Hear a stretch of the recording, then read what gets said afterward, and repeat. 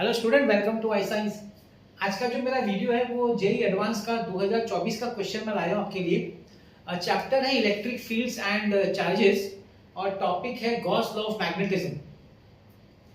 तो देखते हैं क्वेश्चन। और जैसे कि मैं हर बार करता हूँ, आपको याद दिलाना चाहूंगा कि मैं क्वेश्चन जब हम लोग का हो जाएगा डिस्कस, उसके बाद मैं आपको कुछ टिप्स दूंगा जो आपको अगर फॉलो करेंगे तो आप अपना एंट्रेंस एग्जाम में बहुत अच्छा, मतलब मैं बोल सकता हूँ 99+ % ला सकते हैं वो क्वेश्चन सॉल्व होने के बाद, प्रॉब्लम सॉल्व होने के बाद। चलो देखते हैं। क्वेश्चन है a charge is kept at the central point P। तो इस जगह पे एक चार्ज रखा हुआ है, देखिए सिलिंड्रिकल रीजन है और इस जगह पे एक चार्ज रखा हुआ है at a central point P। The two edges, sorry cylindrical region है, सेंट्रल पॉइंट और cylindrical region. The two edges, अब ये देखिए एजेस है, ये एज है, ये एज है। तो एज से जो है ना subtend half angle theta at P। तो यहाँ से एंगल और यहाँ से एंगल जो P पे बनता है, देखिए थीटा हाफ एंगल है, ये आपका सिमेट्रिकल लाइन है, बाइसेक्ट कर रहा है। तो ये थीटा है। सिमिलरली यहाँ भी थीटा है, नीचे वाले एजेस से भी थीटा है, ऊपर वाले एजेस से भी थीटा है। फिर आगे बोला है when theta is equal to 30 degree then the electric flux to the curve surface. अभी सिलेंडर में कौन से सरफेसेस होते हैं? सिलेंडर में कर्व सरफेस होता है, एक ऊपर का प्लेन सरफेस होता है और नीचे का प्लेन। टोटल चार, हम लोग तीन बोल सकते हैं, कर्व, प्लेन, प्लेन। तो ये बात कर रहा है, ध्यान रखिएगा, ये बोल रहा है through the electric flux to the curved surface. इस पे कंसंट्रेशन करना है अपने को। तो electric flux to the curved surface of the cylinder is 5। कब? जब थीटा 30 डिग्री है। अगर थीटा 60 डिग्री है, then the electric flux to the curved surface is 5/√n। तो पूछा what is the value of n। तो ये इंटीजर टाइप ऑफ क्वेश्चन है, ऑप्शन दिया नहीं है, आपको n का वैल्यू निकालना है इन टर्म्स ऑफ इंटीजर। ठीक है, चलिए। तो सबसे पहले तो हम जानते हैं गॉस लॉ का जो मेन डेफिनेशन है, गॉस लॉ का जो फॉर्मूला है, गॉस लॉ का आप लोगों को पता ही होना चाहिए। गॉस लॉ का है the total electric flux because of a charge enclosed in a surface 5 is given as q upon epsilon naught। q is the total charge enclosed by surface and epsilon naught क्या आपको पता है, permittivity of free space।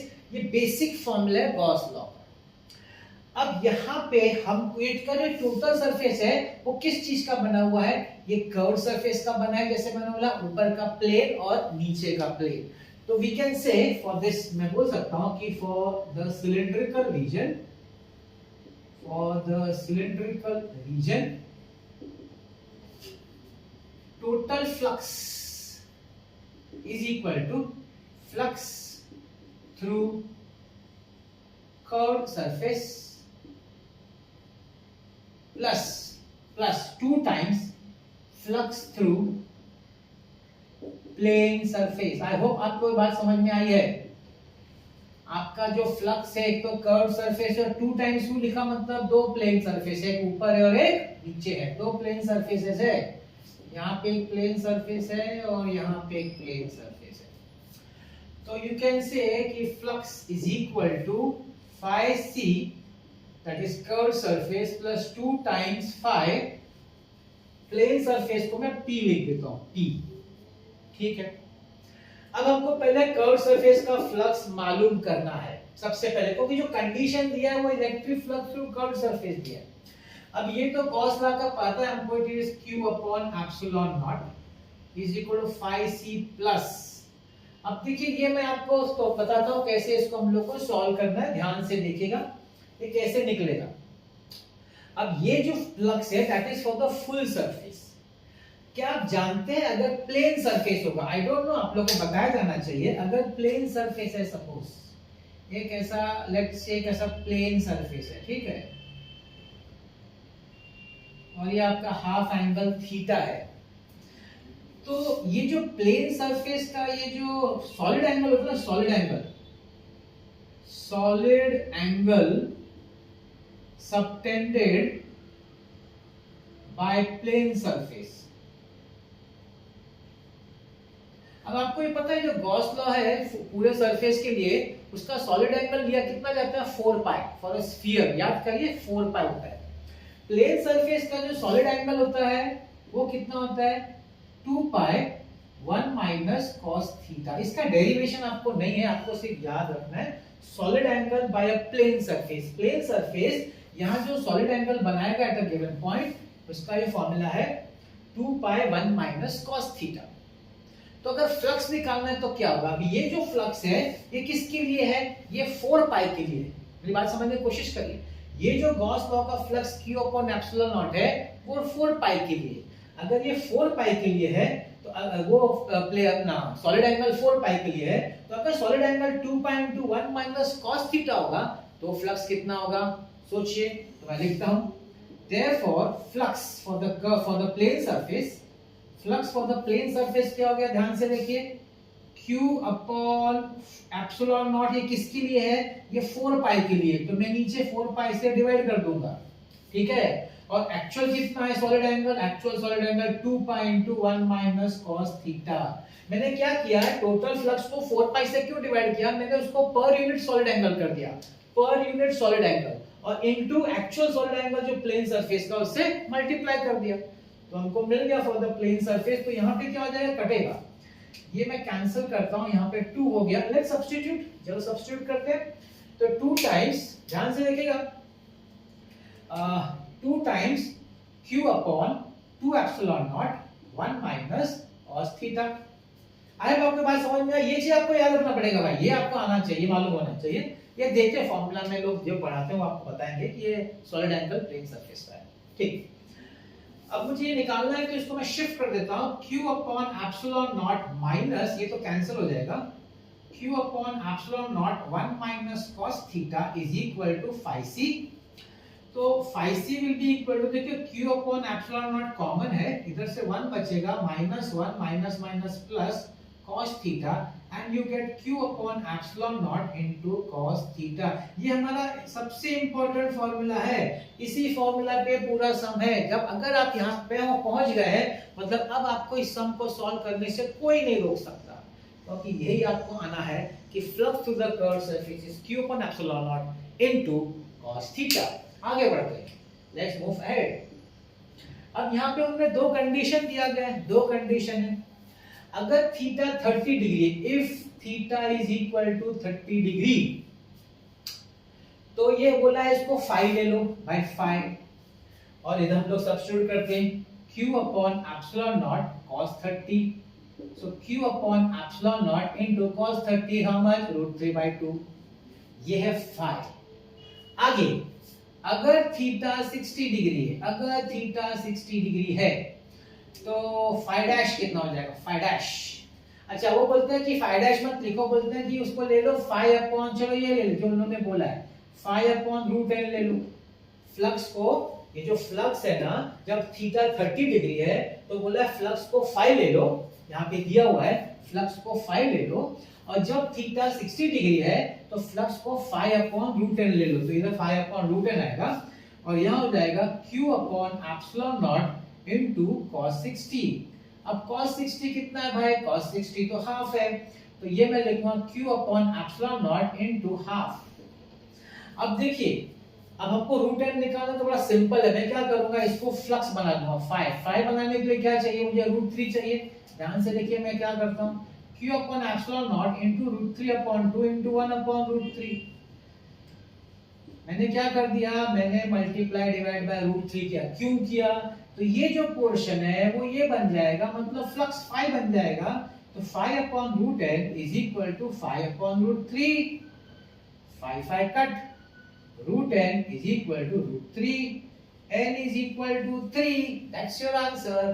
तो यहाँ पे आप जो type करेंगे इंटीजर, वो करेंगे 3, है कि नहीं? था कि नहीं? इजी। बस इसमें आपको क्या आना चाहिए? इसमें आपको ये चीज समझ में आना चाहिए कि the solid angle of the plane surface and the flux for the plane surface. ये चीज अगर आपको आ गई समझ में या मालूम है, तब ये सम सॉल्व करना बहुत ही आसान हो जाता है। तो ये था आज का क्वेश्चन जो 2024 का था। अब जैसे कि मैं हर बार करता हूं, मैं जो भी मुझे वीडियो में देखता है, मैं उसको एक प्रॉपर गाइडेंस देना चाहता हूं, जिससे कि वो 99 परसेंटाइल ला सके अपने सब्जेक्ट में, एटलीस्ट फिजिक्स में, तो जो मैं पढ़ा रहा हूँ इस समय।